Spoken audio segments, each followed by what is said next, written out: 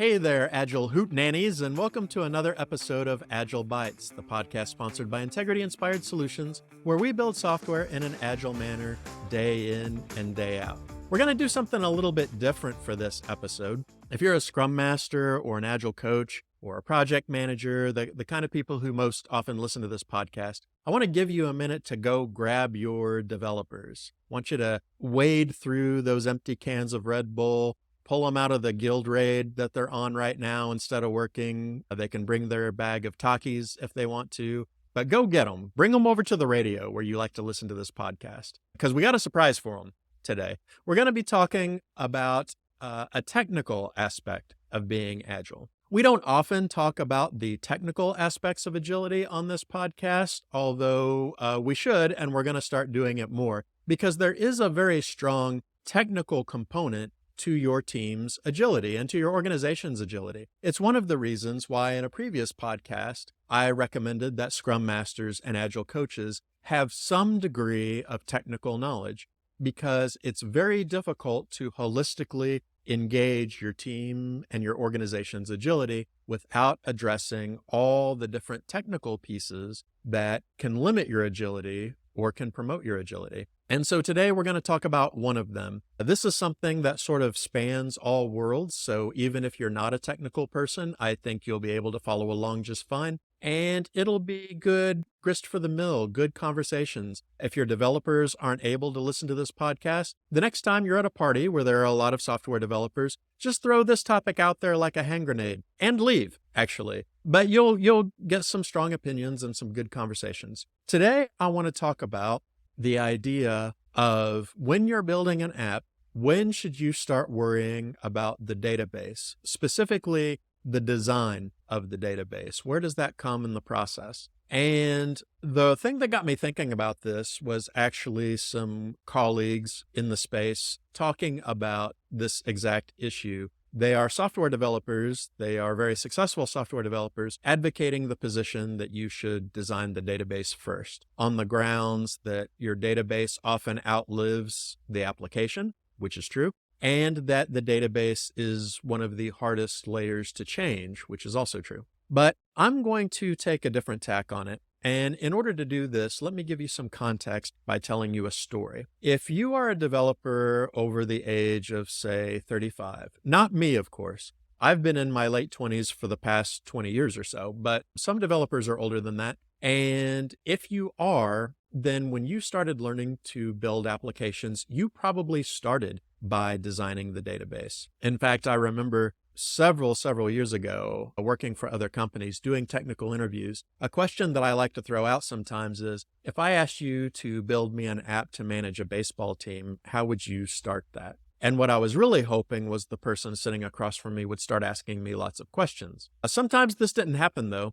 and inevitably, when someone actually started to sort of whiteboard how they would do the app, they always started with the database. I can't remember a single interview where the developer didn't start with the database. A lot of us just sort of learned this. And the main reason I believe that we learned to do it this way wasn't because methodologically it was the best thing to do, but because technologically it's where we came from. You have to understand that prior to widespread custom app development, which on the world stage of technology is a fairly recent thing, most organizations worked directly with databases. And that's why databases have names like Oracle, because what do oracles do? You have a question, you go to the oracle, you ask the oracle the question, and they, from the depths of their mystical knowledge, produce the answer for you. And that's the way organizations use databases. You would go to the database, you would query it in its own special language, and it would give you the answers you wanted. How many sales did we achieve last month, for example? Or how many revenues, or how much revenue do we have this quarter? Or how many trouble tickets got entered? These are all things that you would ask the database. Well,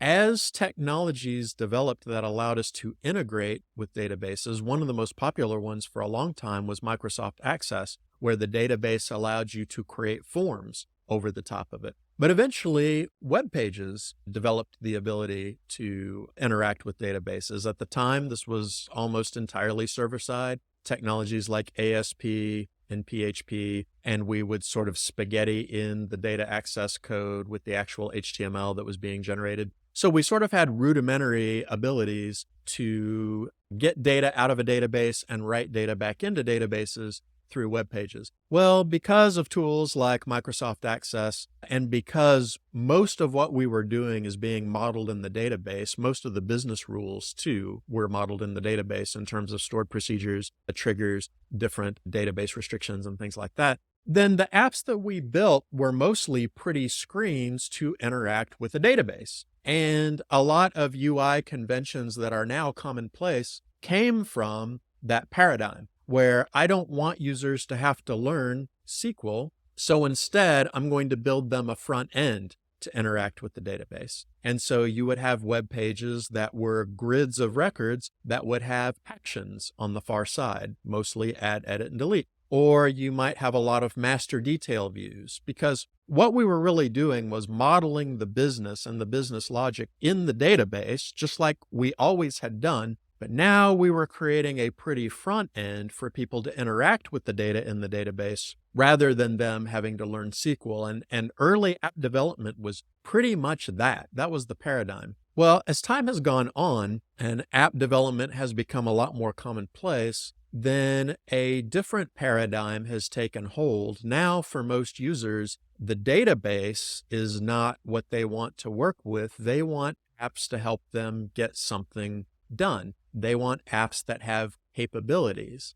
and that capability is what they want. And their primary point of contact with that capability is the screen, not the database. And yet, many developers and software development companies are still holding on to this sort of database first paradigm, as if the organization ultimately is still working with the database and the UI is just kind of an easy way to do that. And this has created some, I would personally say, some situations in software development that are not as agile as they could be, because when you take sort of this database centric or this database first approach, not only is everything upstream kind of constrained by the database, but you begin to use the database to solve business problems. You begin to reduce every business activity to creating or reading or updating or deleting record in a database. And for software developers like myself that have been in the game a long time, this is almost automatic. Like, you tell us a business capability, and in our heads, in minutes, we've decomposed this into a series of database reads and writes.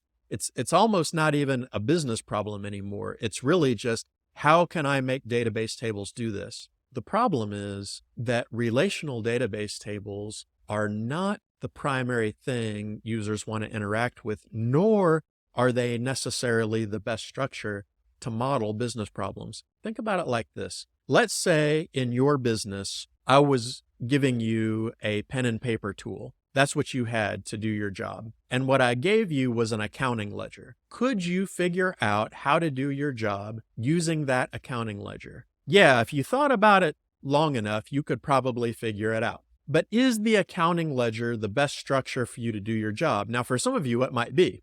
You might be an accountant, for an example, or maybe your job is very much sort of a line by line or records relational kind of job. Maybe your job is primarily the recording and storage of data, for example. But for most of us, our jobs, or even outside of work, just the capabilities we want out of our apps, an accounting ledger would be extremely difficult to do that job. And if we tried to reduce all of our job functions to something that could be represented in an accounting ledger, we would probably have to do a lot of violence to that accounting ledger. We would be using that accounting ledger in ways that God never intended accounting ledgers to be used. Why? Because the accounting ledger is just not the best structure for a lot of business stuff, right? And when we develop applications from a database first perspective, we tend to break all application capabilities down into database tables and read-write interactions with those tables. And then our user interface tends to follow that same line of thought.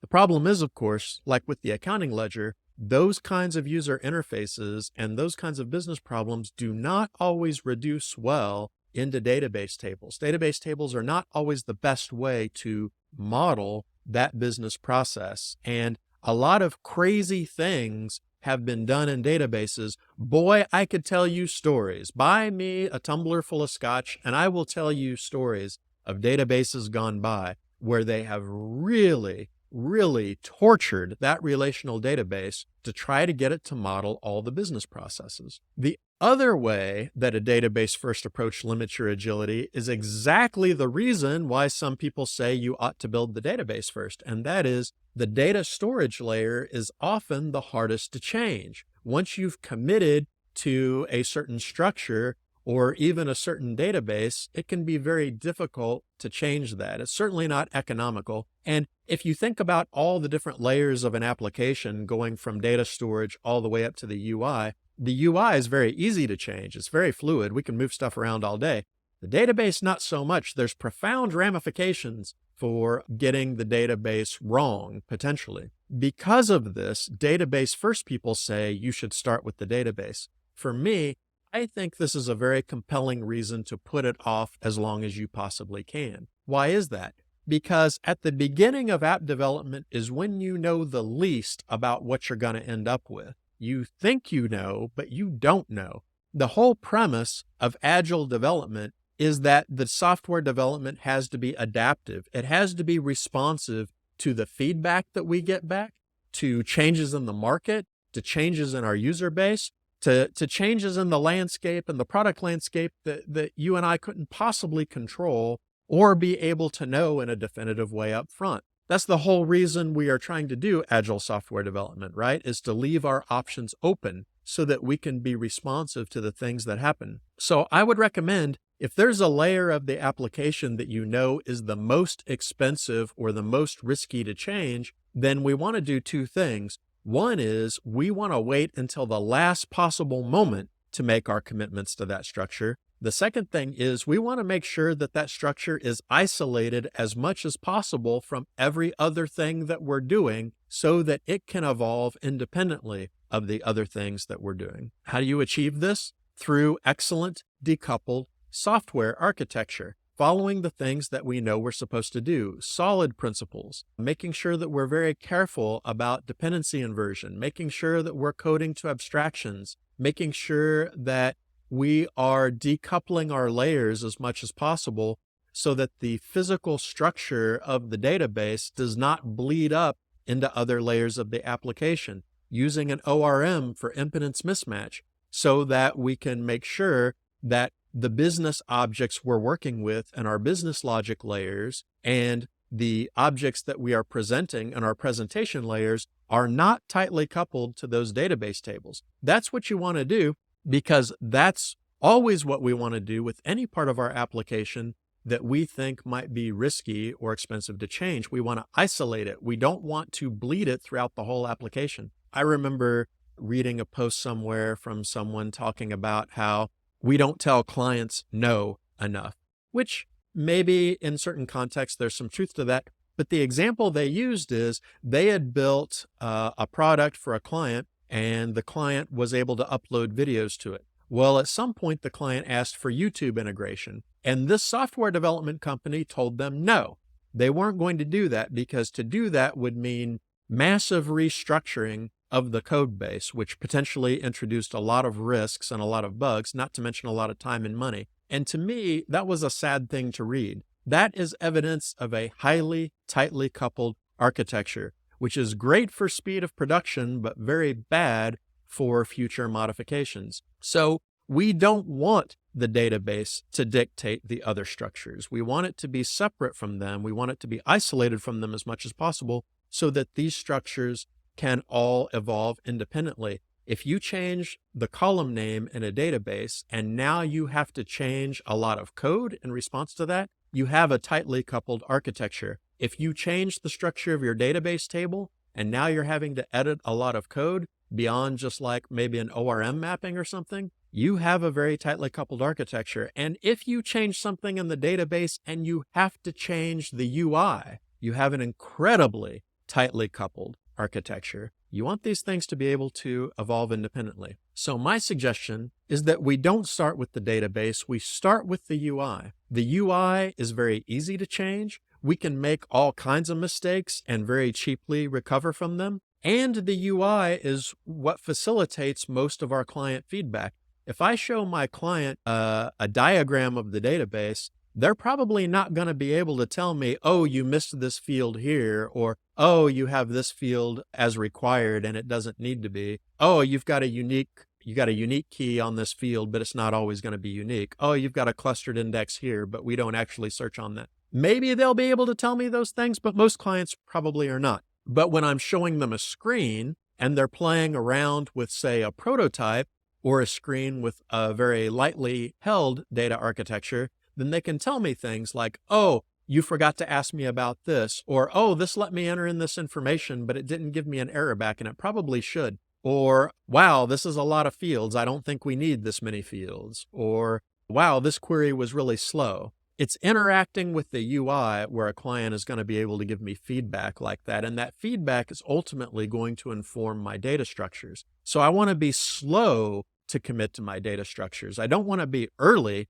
to commit to the data structures. I want to be early on the UI. The other thing that frees me up to do then is design UIs according to the job that needs to be done. What is the best and easiest way I can help a user be awesome at this capability through the software? What is the best UX I can provide for them while they are doing their jobs or using this app recreationally or whatever it is they're trying to accomplish with the app? If you think about the times that you've recommended apps to friends, it probably isn't because the data structure was so great. It was because the app made it easy for you and maybe even fun for you to do something that you want to do, or it saved you some time doing something that you do a lot of. When we start with the UI, we are focused on the user, their experience, their needs, and their capabilities. And then we can use that as a forum to get good feedback and start hammering out the data structures that are best going to be able to quickly and efficiently store and retrieve the data that application needs to function. So if you're thinking about where to start in terms of the application development process, I don't. For most applications, there are exceptions to everything. But for most applications, I don't recommend starting with the database. Instead, I would recommend that you start with the UI. Start with what the user wants to get done and defer your commitments to the database. And I think in the long run, that will produce a much, much better app, a much more maintainable app, a much more useful app, and ultimately provide you with the data structures that you're actually going to need.